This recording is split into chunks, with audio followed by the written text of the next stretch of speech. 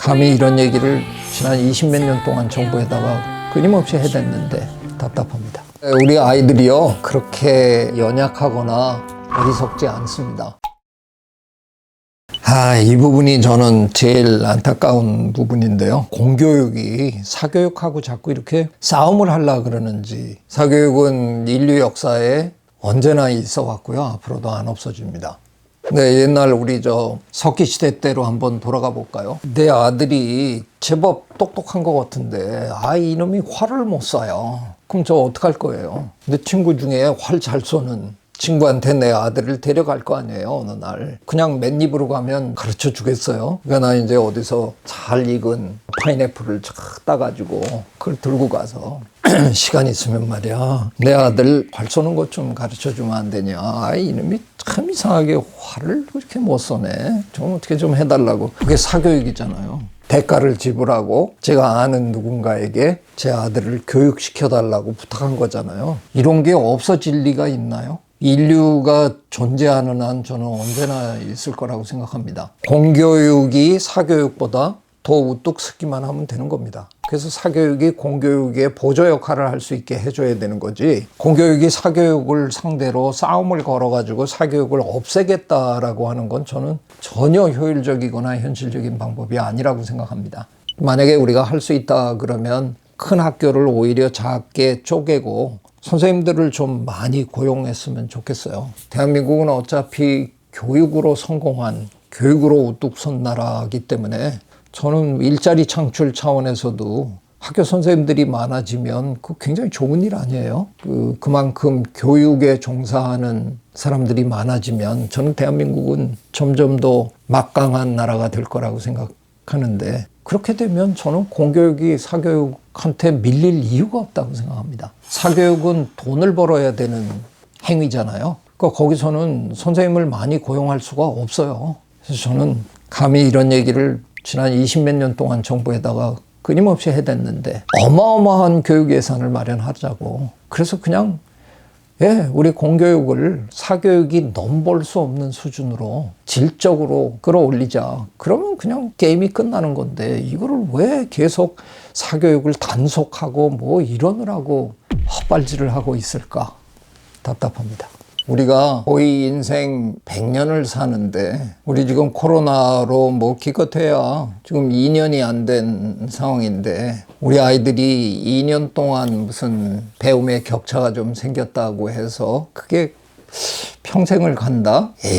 그렇게 호들갑을 떠는 건 너무 과장됐다고 생각합니다. 학교에 못 오니까 경제적으로 여유가 있는 집의 아이들은 또 따로 선생님을 불러가지고 이른바 우리가 사교육이라고 부르는 그 영역에서 아이들을 선행학습에 가까울 정도로 미리 또 시키셨겠죠, 많은 부모님들께서. 근데 경제적으로 여유가 없는 집안의 아이들은 공백이 생겨버린 거다. 근데 과연 그 공백이 그 아이의 긴 인생에서 그렇게까지 치명적으로 영향을 미칠까? 저는 아니라고 봅니다. 그런데 우리 교육 제도상으로 보면 거쳐야 되는 관문이라는 게 몇 개가 이렇게 있다 보니까 그거에 타이밍이 안 맞으면 결정적으로 불리할 수도 있는 거죠.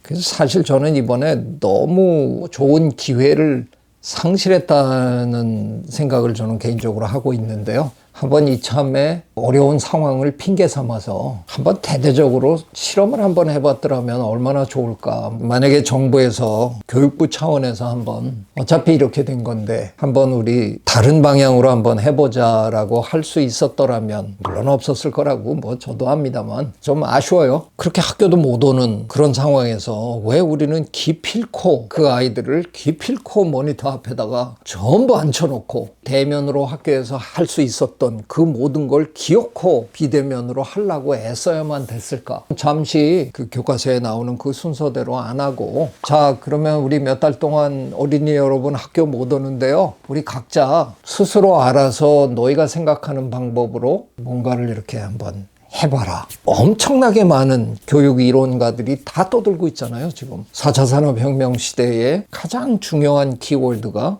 연결성, 다양성 이런 거라는 건데 대한민국의 교육제도는 여전히 30년 전에 하던 그 교육을 우리는 계속 그냥 반복적으로 하고 있단 말이죠. 30년 전에 우리나라 교육이 어쨌든 성과를 냈기 때문에 지금 대한민국이 이 정도 선진국 반열에 끼어드는 이런데 그 교육이 기여한 거죠. 근데 지금 모두가 다 알고 있습니다. 세상은 변하고 있다. 4차 산업혁명 시대를 맞았다. 그럼 교육이 바뀌어야 되는데 10년, 20년 후에 다가올 그 미래를 위해서 교육이 그걸 준비해 줘야 되는데 변한 게 없이 그냥 그대로 끌고 오고 있으면 우리 교육은 전혀 그 시대를 준비하고 있지 못하는 건데 저로서는 참 안타깝습니다. 한번 해봤더라면 얼마나 재밌었을까. 한 나라의 국가 교육을 제가 재밌다고 표현하면 참 저는 책임감 없는 사람입니다.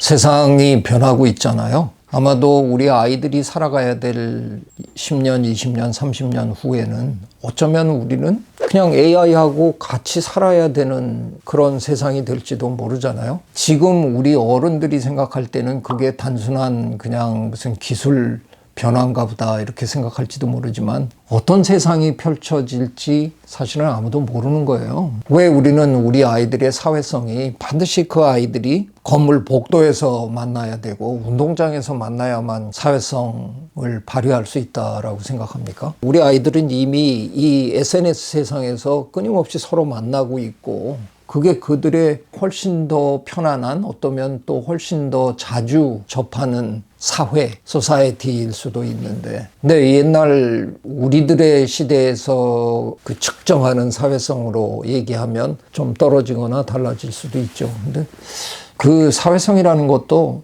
다른 관점에서 다른 기준에서 측정해야 된다고 생각하고요.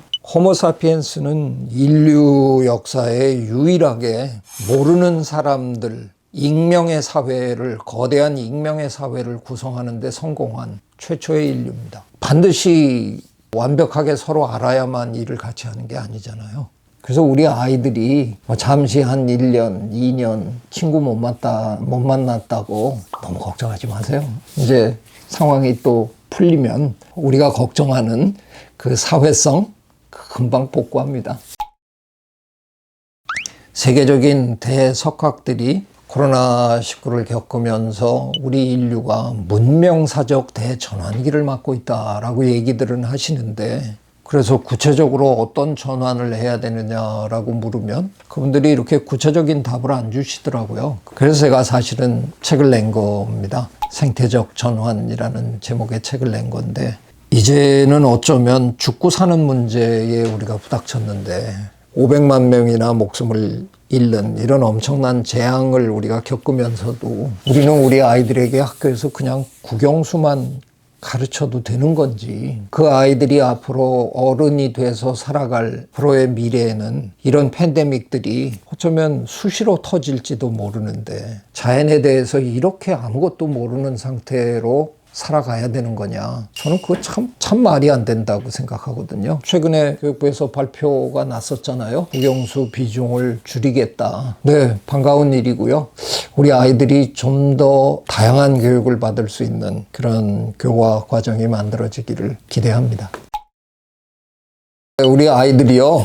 우리 어머니 아버지가 걱정하는 것처럼 그렇게 연약하거나 어리석지 않습니다. 워낙 많은 그 매체의 경험을 가지면서 자라나고 있는 아이들이라서요. 예전에 우리가 그냥 밖에 못 나가면 할 게 없었던 그런 시절이 아니거든요. 우리 아이들은 여전히 할 게 많습니다. 오히려 아이들의 그런 행동을 너무 제약하는 게 아이들의 발전에 별로 전 도움이 되지 않는다고 생각합니다. 그래서 제가 교육에 관한 강연을 하면 제 강연 제목을 아름다운 방황과 따뜻한 방목 이렇게 얘기하거든요. 우리 아이들에게는 아름다운 방황을 할 수 있도록 좀 여유롭게 풀어주시고요. 방목을 해야 된다고 저는 얘기를 하지만 방목은 좀 위험하잖아요. 갯눈질 하셔야 됩니다. 개가 낭떠러지로 떨어질 때는 잡아야 되잖아요. 부모가 할 일이 그거라고 생각해요. 못 본 척 하셔야 되거든요.